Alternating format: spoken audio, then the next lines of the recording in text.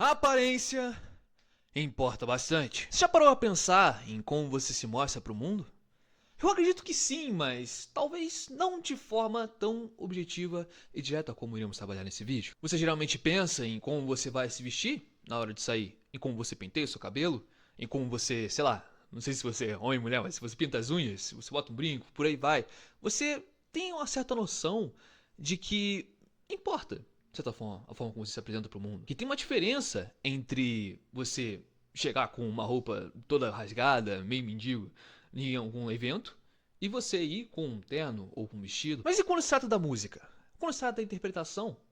Como que a nossa aparência influencia nesse caso? É isso que nós veremos nesse vídeo de hoje. Então, deixa um like, uma inscrição, deixa um comentário maneiro falando: caramba, Ivan, depois dessa, eu todos os dias irei sair de terno na rua. Não faça isso. Na música, nós temos algo chamado interpretação.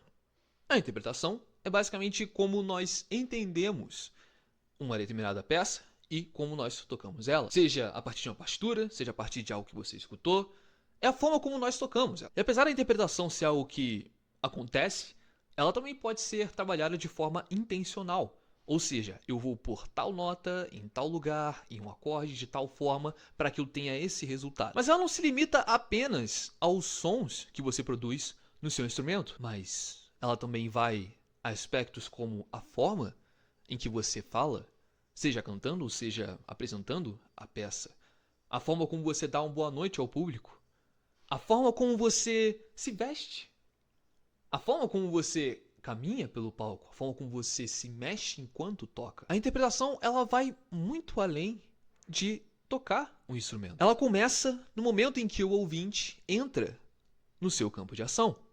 No seu, não no ouvinte. No seu campo de ação. Isso, você que toca. Isso aí. E é muito interessante que a gente seja capaz de trabalhar isso de forma intencional e, claro, coerente.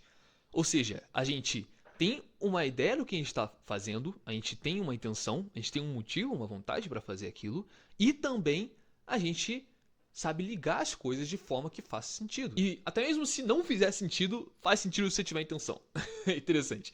Por exemplo, se eu posso chegar num lugar, num teatro todo bonito, todo rico e tal, cheiroso, caramba, e eu posso apresentar uma peça vestido como um mendigo.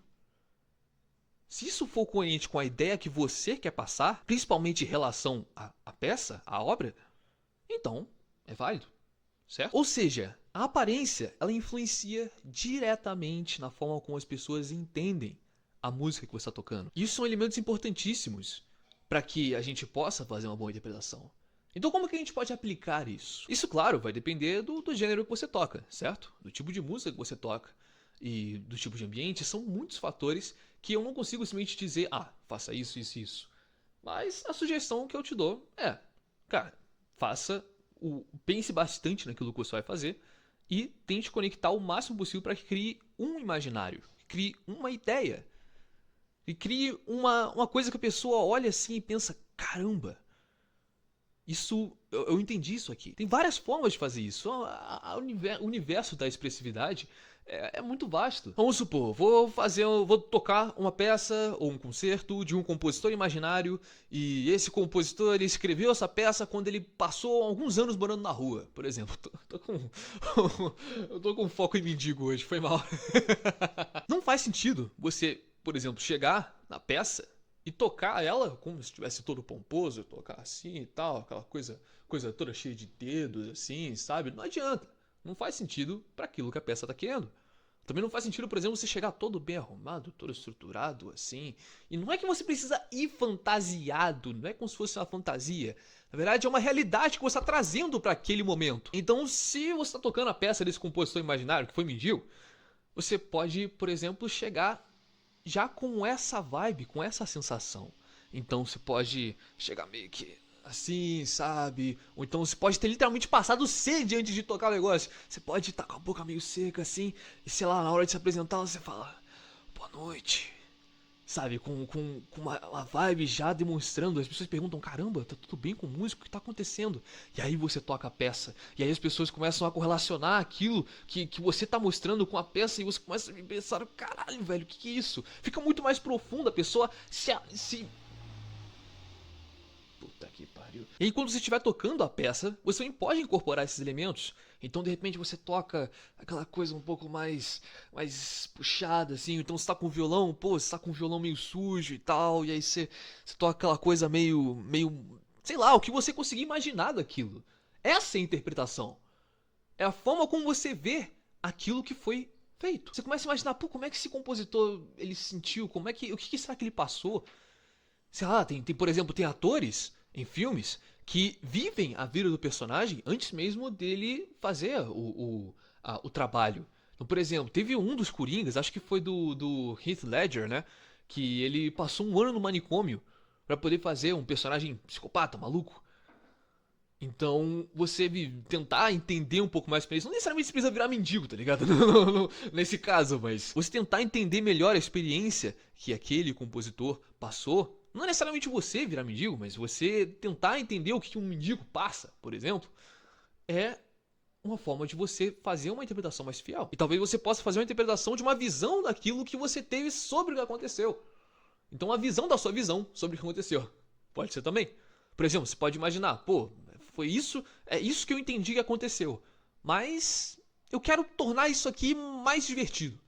Então você faz um monte de mendigos se divertindo lá e tal, você entendeu? Você tem essa liberdade, é isso que a gente chama de liberdade poética, sabe? Você ser capaz de mudar e alterar as coisas de uma forma que encaixe naquilo que você quer passar. Mas o importante é, sempre tenha intenção. Sempre pense e saiba o que você está fazendo. E aí, a liberdade se torna uma ferramenta para que você possa alcançar esses objetivos que você tem. Isso não vale só para peças clássicas, claro. Você pode também, sei lá, se for tocar num restaurante, num bar, você não necessariamente precisa incorporar todos os elementos. Por exemplo, você não precisa mudar de roupa a cada peça. Mas a música que você for tocar, pô, se for uma música falando sobre traição, por exemplo, um corno music da vida. Você, pô, vai falar uma música de traição, você não vai falar felizão aqui, oh, a mulher me traiu. Pô, você não vai fazer isso. Entendeu? Você pode tentar trazer uma ideia daquilo que o compositor provavelmente pensou. Quer dizer, é possível o cara ficar feliz que a mulher traiu, mas eu vou tentar não assumir isso, sabe? Ou sei lá, uma música geralmente eles escrevem tudo sobre amor, né? Sei lá, uma música sobre alguém que a pessoa perdeu, a pessoa morreu. Pô, você não vai chegar lá, oh, meu irmão morreu. Você não vai. Entendeu? Coerência. Tem muito mais na interpretação do que só as notas que você toca. E falando em tocar, olha lá, hein, pelo amor de Deus. Eu creio que eu posso te ajudar a tocar diversas músicas de diversas formas. Se estiver interessado em aprender violão, eu tenho certeza de que sou o professor adequado para isso. Logo, tudo que você precisa fazer é ir no link que está na descrição e lá você vai ter direito a uma aula experimental gratuita comigo, você e eu. Só clica lá, pega um horáriozinho e a gente tem uma chamada de vídeo que a gente pode conversar sobre o tópico que você quiser, seja sobre interpretação, sobre violão, sobre futuro, sobre o que raio você quiser saber aí.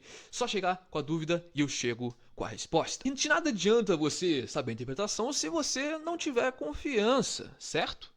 Então, eu deixei um vídeo pra você, bem aqui em algum desses dois lados aqui, você pode ir lá clicar e eu vou ficando por aqui. Então, adeus!